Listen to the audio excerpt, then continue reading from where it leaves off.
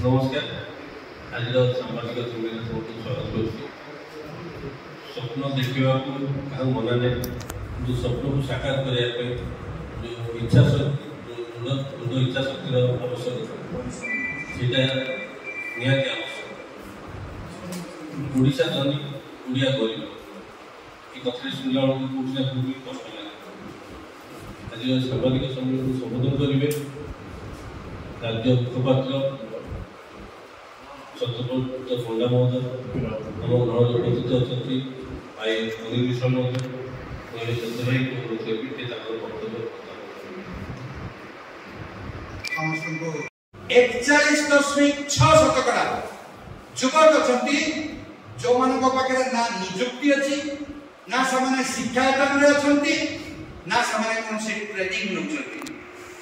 युवक अवस्था है जदि $1 ट्रिलियन अर्थनीति होता हुए तो युवक मैंने सुविधा पाई स्कूल कॉलेज रे पापड़ पापड़ सालाड सालाड कहीकि युवक शक्ति को अधिक दिन विभ्रांत कर जनसाधारण युव समाज को वर्तमान हाथ को काम दरकार